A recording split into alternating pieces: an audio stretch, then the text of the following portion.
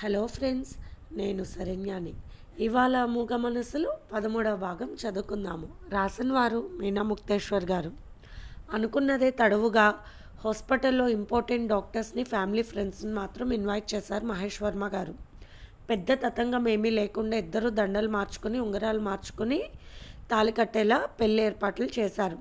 కళ్యాణ వేదికపై ఎంతో అంగరంగ వైభవంగా జరిపించాలనుకున్నారు ఒకప్పుడు వీరిద్దరి పెళ్లిని. కానీ ఈరోజు సర్వసాధారణంగా జరిపిస్తున్నాము.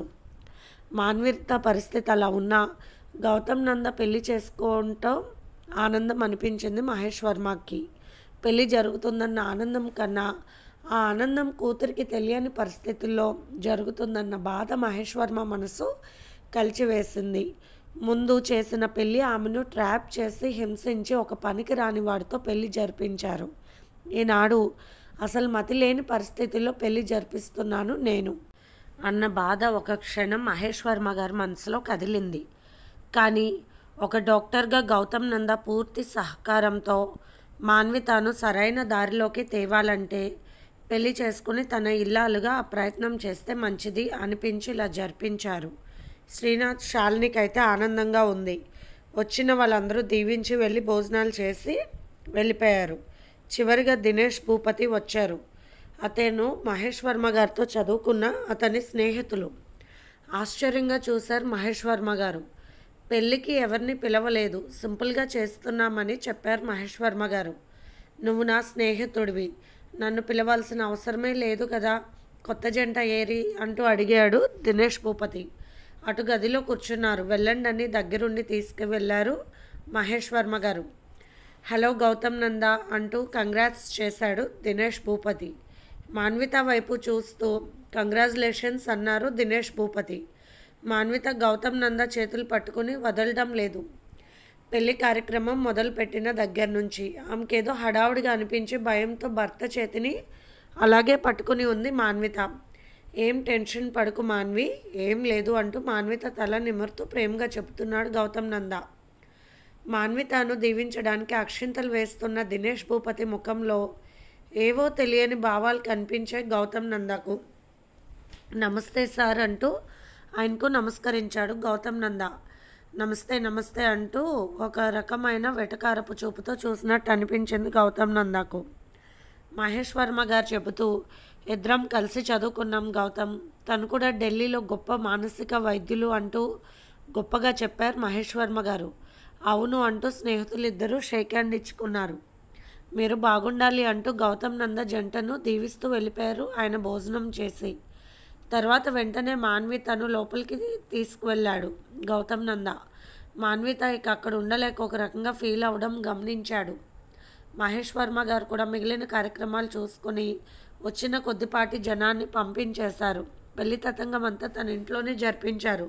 శాలిని, శ్రీనాథ్ వచ్చిన వారికి మంచి చెడ్డ చూశారు. అత్తకు పెళ్ళయింది అంటూ నవ్వాడు సూర్య. నేనేమని పిలవాలి అన్నది ఆద్య గౌతమ్ నందాను. మావయ్య అని పిలువు ఆద్య అంటూ నవ్వాడు గౌతమ్ నంద. అంకుల్ అని పిలవకూడదా అన్నది ఆద్య. లేదు, మావయ్య అని పిలువు, నాకు చాలా ఆనందం, అప్పుడే నీకు నేను వచ్చినప్పుడల్లా చాక్లెట్ ఇస్తానన్నాడు గౌతమ్ నంద నవ్వుతూ. పిల్లలు సందడిగా మాట్లాడుతూ ఉన్నారు. మాన్వితలో ఏదో డిస్టర్బెన్స్ కనిపిస్తూ ఉంది. మాన్విత అంటూ ప్రేమగా పిలిచాడు గౌతమ్ నంద. నన్ను విడిచి ఎక్కడికి వెళ్ళవద్దంటూ గౌతమ్ నంద చేతులు పట్టుకుని వదలలేదు మాన్విత. సరే, ఫ్రూట్ జ్యూస్ తాగు ముందు అంటూ జ్యూస్ తాగించాడు. ఆ తర్వాత కాస్త అన్నం తినిపించాడు. అవన్నీ చూస్తున్న సూర్య నవ్వేశాడు. అన్నీ నువ్వు చేస్తున్నావేమిటి, డాడీకి మమ్మీ చేస్తుంది కదా, అత్తకు నువ్వు చేస్తున్నావేమిటి అంటూ నవ్వాడు. నీకు చాక్లెట్లు ఇవ్వాలంటే నేను అలాగే చెయ్యాలంట, చెప్పింది మీ అత్త అంటూ నవ్వేశాడు గౌతమ్ నంద. అత్త చాలా బాగుంది కదూ అన్నది ఆద్య నవ్వుతూ. ఖరీదైన గాగ్రాలో చాలా అందంగా మెరిసిపోతూ ఉంది మాన్విత. అది వేసుకుని కనబడగానే గౌతమ్ నందకు ఎంతో ఆనందం కలిగింది. మాట్లాడకుండా ఉన్న మాన్వితను అలా చూస్తుంటే నిజంగా మాన్వితకు ఆరోగ్యం మెరుగైనట్టుగా భావించుకున్నాడు కాసేపు. అన్నయ్య, నాకు ఇలాంటి గాగ్రా కావాలన్నది ఆద్య. నీకు పెళ్లి చేస్తే అప్పుడు కుట్టిస్తారు డాడీ అన్నాడు సూర్య. వాళ్ళ మాటలకు నవ్వొచ్చింది. పసిపిల్లల రూపాలు దేవుడి ముందు దీపాలు అనుకున్నాడు గౌతమ్ నంద. మాన్విత గాగ్రా కంఫర్ట్గా లేదని తీసేమని గోల్ చేస్తూ ఉంది. పిల్లలను బయటకు పంపి మాన్వితకు చిన్నగా గాగ్రం తీశాడు గౌతమ్ నంద. లోపలి దుస్తులను కూడా తీస్తున్న మాన్వితను వారించాడు గౌతమ్ నంద. వద్దు అంటూ మెత్తగా ఉన్న ఒక నైటీ తీసి తొడిగాడు. కాసేపు పడుకో అంటూ ఆమెను పడుకోపెట్టి ఏసీ 22లో పెట్టి ఉంచాడు. మాన్విత తల నిమురుతూ ఉండగా ఆమె నిద్రపోయింది. చిన్నగా డోర్ తీసుకుని బయటకు వచ్చాడు గౌతమ్ నంద. సిస్టర్ కాసేపు చూడండి అని చెప్పాడు నందినికి. ప్రశాంతంగా నిద్రపోతున్న మాన్వితను చూసి హాల్లోకి వెళ్ళాడు గౌతమ్ నంద. డిన్నర్ రెడీ చేశారు అందరికీ. మహేష్ వర్మ గారు, శ్రీనాథ్ వర్మ, గౌతమ్ నంద కూర్చొని కాసేపు సంతోషంగా భోజనం చేశారు. గౌతమ్, ఇంత చిన్న వయసులో నీలో ఆ ఓర్పు నేర్పు ఎలా వచ్చాయో అని ఆశ్చర్యంగా ఉంటుంది నాకు అన్నారు మహేష్ వర్మ గారు. మీ నుండే నేర్చుకున్నాను సార్ అంటూ నవ్వేశాడు గౌతమ్ నంద. తండ్రి అడిగిన ప్రశ్న శ్రీనాథ్ కూడా అనుకున్నాడు సంతోషంగా మనసులో. గౌతమ్ నంద రియల్ హీరో అనుకున్నాడు శ్రీనాథ్ వర్మ. పెళ్లి విశేషాలన్నీ మాట్లాడుకున్నాక మహేష్ వర్మ గారితో దినేష్ భూపతి గారి గురించి నాకు కొంచెం చెప్తారా, అస్సలు పెద్దగా తెలీదు అన్నాడు నవ్వుతూ గౌతమ్ నంద. గౌతమ్ ఏ ప్రశ్న ఊరికే అడగడు. ఏదో కారణం ఉందనుకుని తండ్రి వైపు గౌతమ్ వైపు చూశాడు శ్రీనాథ్. కాసేపు మౌనంగా ఉన్నారు మహేష్ వర్మ గారు. గౌతమ్ నంద వైపు చూసి, ఏంటి గౌతమ్, ఏదో డిస్టర్బ్గా కనిపిస్తున్నారు అని అడిగారు. ఏం లేదు సార్, నాకు చెప్పండి, ఏదో కుతూహలం, పెద్దల గురించి తెలుసుకోవాలని అన్నాడు నవ్వుతూ గౌతమ్. దినేష్ భూపతి ఇంటర్ తరగతి నుంచి నాకు ఫ్రెండ్. చాలా ఉన్నత కుటుంబంలో పుట్టి పెరిగాడు. ఢిల్లీలో వాళ్ళకు చాలా ఆస్తులు ఉన్నాయి అంటారు. నాకు డొనేషన్ లేకుండా ఎంబీబీఎస్ సీట్ వచ్చింది. అతను డొనేషన్ కట్టి చేరాడు. నాతో స్నేహంగా ఉంటూ చదువు విషయాలు మాట్లాడుతూ ఉండేవాడు. చాలా మంచివాడు అనిపిస్తుంది. కానీ నాకు ఎంబీబీఎస్లో గోల్డ్ మెడల్ వచ్చినప్పుడు అతని ముఖంలో ఈర్ష్య చూశాను. ఆ తర్వాత గవర్నమెంట్ వాళ్ళు ఇతర దేశాలకు పంపి స్పెషల్గా నాతో కోర్స్ చేయించారు వారే.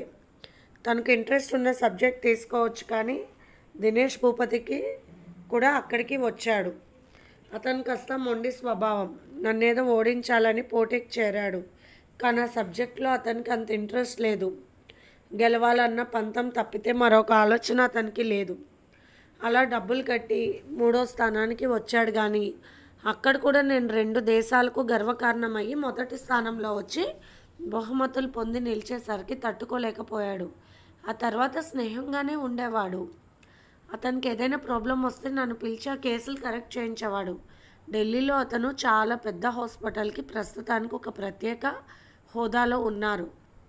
ఎప్పుడో కలిసాము, ఈ మధ్యలో అసలు కలవలేదంటూ నవ్వారు మహేష్ వర్మ గారు. ఎందుకని శ్రద్ధగా అతని గురించి అడిగావు? నీ కళ్ళల్లో నాకేదో అర్థం కనిపిస్తూ ఉంది అంటూ నవ్వారు మహేష్ వర్మ గారు. మీరే చెప్పారుగా సార్, పెద్ద పెద్ద వాళ్ళ గురించి తెలుసుకోవడం చాలా మంచి విషయమని. అంతకు మించి ఏమీ లేదని నవ్వుతూ గుడ్ నైట్ చెప్పి లోపలికి వెళ్ళిపోయాడు గౌతమ్. గౌతమ్ వెళ్ళిపోయాక గౌతమ్ గురించి ఎంతో గొప్పగా మాట్లాడుకున్నారు తండ్రి కొడుకులు. గౌతమ్కి ఎందుకో కలిగిందో అంత ఇంట్రెస్ట్ భూపతి గారిపై అన్నాడు శ్రీనాథ్. ఇంట్రెస్ట్ కాదు, దేని గురించో ఆలోచిస్తున్నాడు గౌతమ్ అని మనసులో అనుకుని తను కూడా పైకి లేచి వెళ్ళారు మహేష్ వర్మ. ఆ రోజు భార్యతో ఎంతో సంతోషంగా మాట్లాడుతూ ఉన్నాడు శ్రీనాథ్ వర్మ. ఇన్నాళ్ళ తర్వాత మళ్ళీ మీరు ఎంత సంతోషంగా ఉండడం ఈరోజే చూస్తున్నానండి అంటూ మురిసిపోయింది శాలిని. నా చెల్లెల జీవితం ఒక మంచి మలుపు తిరిగింది. గౌతమ్ సహచర్యంలో మాన్విత మామూలు మనిషి అవుతుందని, పిల్ల పాపలతో ఆనందంగా ఉంటుందని అనుకుంటున్నానంటూ ఆనందంగా చెప్పాడు శ్రీనాథ్ వర్మ. కానీ ఆమె కడుపులో పెరుగుతున్న బిడ్డ సంగతి ఏమిటో అన్న విషయం మాత్రం ఎలా తెలుస్తుందో కూడా అర్థం కావడం లేదు. ఇటువంటి పరిస్థితులు నా చెల్లికి తెచ్చింది ఎవరైనా సరే వారిని బతకనివ్వకూడదు అన్నంత కోపం వస్తుంది నాకు అన్నాడు శ్రీనాథ్ వర్మ. ఇప్పుడు జరిగిన ఈ విశేషం మనం అనుకున్నది కాదు, భగవంతుడి సంకల్పం. అలానే ఆ సమస్య కూడా మంచిగానే తీరుతుంది అనిపిస్తుంది అన్నది శాలిని. నిజంగా అలా జరిగితే ఇంకా ఆనందం శాలిని. కానీ గౌతమ్ లాంటి ఒక వ్యక్తి మన ఇంట్లో ఒక మెంబర్ అవడం మన అదృష్టం అన్నాడు శ్రీనాథ్ సంతోషంగా. అలా భార్యాభర్తలు ఇద్దరూ కాసేపు మనస్ఫూర్తిగా మాట్లాడుకుని నిద్రపోయారు.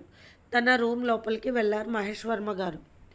గౌతమ్ ఆలోచన ఏమిటో గౌతమ్ ఊరికే ప్రశ్నించలేదు భూపతి గురించి. అతని గురించి అడిగేటప్పుడు గౌతమ్ కళ్ళల్లో ఏదో తెలియని సందేహం కోపం గమనించానని అనుకుంటూ మహేష్ వర్మ గారు ఆలోచనలో పడ్డారు. రూమ్ లోపలికి వచ్చిన గౌతమ్ ల్యాప్టాప్ ఓపెన్ చేసి దినేష్ భూపతి గురించి కొన్ని వివరాలు బుక్లో రాసుకున్నాడు. అతని ఫ్రెండ్స్ సర్కిల్స్ గమనించాడు దినేష్ భూపతి. ఆ మధ్య కాలంలో అమెరికా వెళ్ళినప్పుడు ఆయనకు విషెస్ చెప్పిన వారి పేర్లు కొన్ని చూశాడు. భూపతికి ఒక కూతురు ఒక కొడుకు. వాళ్ళ గురించి వివరాలు చూద్దాం అనుకునే లోపు ఇంతలో గౌతమ్ నందాకు ఫోన్ వచ్చింది. సార్, మీరు చెప్పినట్టు ఆ రోజు ఇంటికి వచ్చిన వాళ్ళ గురించి వివరాలు తెలిసాయి. అవన్నీ ఫైల్ చేసి మీకు పంపుతున్నాను చూడండి అని చెప్పి ఫోన్ పెట్టేశాడు. గౌతమ్ నంద వారి గురించి అన్నీ తెలుసుకున్నాడు. వారు చెన్నైలో ఉండేవాళ్ళు. మురళికి ఏమీ సంబంధించిన వారు కాదు. పైగా వసుంధర వేషంలో వచ్చింది ఒక అబ్బాయి, అబ్బాయిల వేషంలో వచ్చింది ఒక అమ్మాయి, మరొకడు అబ్బాయి, తన మీదకు ఎదురు తిరిగింది అబ్బాయి.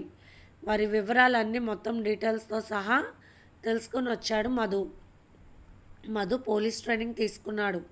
జాబ్ కోసం ట్రయల్స్లో ఉన్నాడు. ఇంట్రెస్ట్ ఉన్నవాడు. మొత్తానికి కేసు ఇది కనిపెట్టేశాడు. వారు పంపిన ఫోటోలు వాచ్మ్యాన్ను ఇచ్చిన పేపర్లో ఫోటోలు ఒకటే. అయితే వీరితో మొదలు పెట్టాలి అసలు కదా అనుకున్నాడు గౌతమ్ నంద. మాన్విత వైపు చూశాడు. నందిని గౌతమ్ నంద వర్క్ అవడమే మాన్వితకు రాత్రి మెలకు వస్తే ఇవ్వాల్సిన ట్యాబ్లెట్ జ్యూస్ తీసి అక్కడ రెడీగా పెట్టి వెళ్ళింది. పక్కనే ఆనుకుని ఉన్న చిన్న రూమ్లోకి వెళ్ళింది రెస్ట్ తీసుకోవడానికి. మాన్విత పక్కన కాసేపు అలా నడుం వాల్చాడు గౌతమ్ నంద. మాన్వితకు మెలకు వచ్చింది. ఆమె పొడివాటి కుర్రులు స్టైల్గా వేయడం వల్ల అదంతా ఊడిపోయి ఆమెకు డిస్టర్బెన్స్గా బాధపడుతూ ఉంది. పైకి లేచి గౌతమ్ నంద ఆమె జుట్టు మొత్తం పైకి పెట్టి ముడివేశాడు. నవ్వుతూ చూస్తూ ఉంది మాన్విత. ఆమెకు టాబ్లెట్ వేసి జ్యూస్ ఇచ్చాడు. ఎలా ఉంది మాన్విత అని అడిగాడు గౌతమ్ నంద. మీరు ఇక్కడే పడుకోండి, నాకు బాగుంటుంది అని చెప్పింది మాన్విత. సరే మాన్వి అన్నాడు గౌతమ్ నవ్వుతూ. అలాగే మాన్విత పక్కనే పడుకున్న గౌతమ్ గుండెలపై చేయి వేసుకుని హాయిగా పడుకుంది మాన్విత. ఆమె తల నిమురుతూనే ఉన్నాడు గౌతమ్.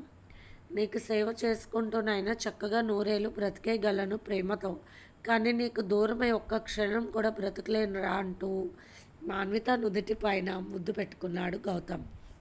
నీకు కథలు వచ్చా అని అడిగింది మాన్వి. కథలా అంటూ నవ్వాడు గౌతమ్. సరే చెబుతానుండు అంటూ ఫోన్ ఓపెన్ చేసి చిన్న పిల్లలకు చెప్పే కథ ఒకటి తీసి ఆమెకు చెప్పాడు. చాలా ఇంట్రెస్ట్గా వింటూ ఉంది మాన్విత. మధ్య మధ్యలో భయం వేసినప్పుడు గౌతమ్ చేయి పట్టుకుంటూ ఉంది. పులి ఏమీ చెయ్యదు, ఎందుకంటే ఇది కథ కదా అంటూ నవ్వాడు గౌతమ్. కదా కదా అంటూ నవ్వేసింది మాన్విత. అపురూప సుందరివి, అపురూపంగా గుండెల్లో పెట్టుకొని చేసుకోవాల్సిన నీలాంటి మంచి అమ్మాయికి గతి పట్టించింది ఎవరు? పులి ఎక్కడికి వస్తుందా అన్నది మాన్విత భయంగా. మాన్విత చుట్టూ ఉన్న బొమ్మలు తీసి వీటికి ప్రాణం ఉందా, కదులుతాయా అన్నాడు గౌతమ్. లేవు, కదలవు అని నవ్వింది మాన్విత. ఈ కథ కూడా అంతే కదా అంటూ నవ్వాడు గౌతమ్. అవును అంతే, ఇక ఈ బొమ్మలు నా దగ్గర వద్దు అన్నది మాన్విత. ఎందుకు అని అన్నాడు నవ్వుతూ గౌతమ్. మీరు ఉన్నారుగా నా పక్కన అంటూ నవ్వింది మాన్విత. అంటే నేను నీకు బొమ్మనా అన్నాడు గౌతమ్ నవ్వుతూ. కాదు, అందుకే ధైర్యంగా ఉంది, అందుకే నాకు బొమ్మలు వద్దన్నాను అంటూ నవ్వేసింది మాన్విత. ఇప్పుడు నీకంతా బాగుందా అంటూ ఆమె పొట్టపై మృదువుగా నిమిరాడు గౌతమ్ నంద. చాలా బాగుంది, కానీ ఇక్కడే బరువుగా ఉంది. ఎందుకు అలా ఉంది అన్నది మాన్విత తన పొట్టని చూపించి. అందుకే నువ్వు మంచి ఆహారం తీసుకుంటూ చెప్పిన మందులు వేసుకుంటూ ఉంటే చాలా బాగుంటుంది, నీకు ఆరోగ్యం తేలిగ్గా ఉంటుంది అని చెప్పాడు గౌతమ్. ఎటువంటి పరిస్థితి ఎవరికి రాకూడదు మాన్విత. నీకు పెళ్ళయింది కానీ తెలియదు, కడుపులో ఒక బిడ్డను మోస్తున్నావు కానీ అది కూడా తెలియదు నీకు. ఒక గొప్ప ఇంట్లో పుట్టిన డాక్టర్వి నువ్వు. ప్రెగ్నెంట్ లేడీస్కి జాగ్రత్తలు చెప్తూ వారి కడుపులో ఉన్న బిడ్డకు మంచి మందులు ఇస్తూ డెలివరీలు చేసే డాక్టర్వి. పిల్లలకు కంటికి రెప్పలా చూసుకునే చైల్డ్ స్పెషలిస్ట్వి. ఇటువంటి ఉచ్చులో చిక్కుకుని ఇలాంటి బాధల్లో ఉంటావని నేను కలలో కూడా అనుకోలేదు నేను అంటూ కళ్ళు నీళ్ళు పెట్టుకున్నాడు గౌతమ్. ఏమైంది నీకు కూడా జ్వరం వచ్చిందా అన్నది మాన్వి గౌతమ్ వైపు చూస్తూ బాధగా. సిస్టర్కి చెప్పు, తడిగుడ్డుతో తుడుస్తుంది నీకని జాగ్రత్తలు చెబుతూ ఉంది మాన్వి. నాకు అంతా బాగానే ఉంది, ఏమీ లేదు అన్నాడు గౌతమ్. మాన్విత ఇందాక మనకు మ్యారేజ్ అయింది, నీకు తెలిసిందా అన్నాడు గౌతమ్. అవును, నేను చాలా బరువుగా ఉన్న గౌన్ వేసుకున్నాను, అది తీసేదాకా నాకు చాలా ఇబ్బందిగా అనిపించింది. మళ్ళీ ఆ గౌన్ వేసుకోను నేను అన్నది బేలగా మొహం పెట్టి మాన్విత. పొరపాటును కూడా వేసుకోవద్దు అంటూ నవ్వాడు గౌతమ్. నువ్వు చాలా మంచివాడివి. ఏదైనా బాగోలేదంటే తొందరగా చూస్తావు. గౌన్ వద్దు అంటే వెంటనే తీసేసావంటూ గౌతమ్ బుగ్గ పట్టుకుని నువ్వు నాకు నచ్చావంటూ నవ్వింది మాన్విత. నేను నీకెప్పుడో నచ్చాను మాన్విత. ఒకరికొకరు ప్రాణం కన్నా ఎక్కువగా ప్రేమించుకొని చెప్పుకోలేక ఇలా ఉండిపోయాము. కానీ దేవుడు మనకే రాసి పెట్టాడేమో మరి. ఇందాక మనకు అక్షింతలు వేయడానికి వేరే కొత్త రకం అంకులు వచ్చారు కదా, అతన్ని ఎప్పుడైనా చూసావా మాన్విత అన్నాడు గౌతమ్. అతని బట్టలు నాకు నచ్చలేదు. అతనిని అతనిని ఎప్పుడూ చూడలేదు అని చెప్పింది మాన్విత. అతని బట్టలు నీకు నచ్చలేదని అలా పెట్టుకున్నావా ముఖం అంటూ నవ్వేశాడు గౌతమ్. అవును అంటూ నవ్వింది మాన్విత. చిన్నగా మాన్వితను నిద్రపుచ్చాడు గౌతమ్. డీటెయిల్గా వాళ్ళందరినీ కలిసి వసుంధరలో ఎందుకు ఆడవేషంలో వచ్చి మాన్వితను ఎందుకు తీసుకువెళ్ళాలనుకున్నారో తెలుసుకోవాలని ఆలోచిస్తూ పడుకున్నాడు గౌతమ్. ఇది ఫ్రెండ్స్ ఇవాల్టి ఎపిసోడ్. మళ్ళీ ఇంకొక ఎపిసోడ్తో మీ ముందుకు వస్తాను ఫ్రెండ్స్. బాయ్.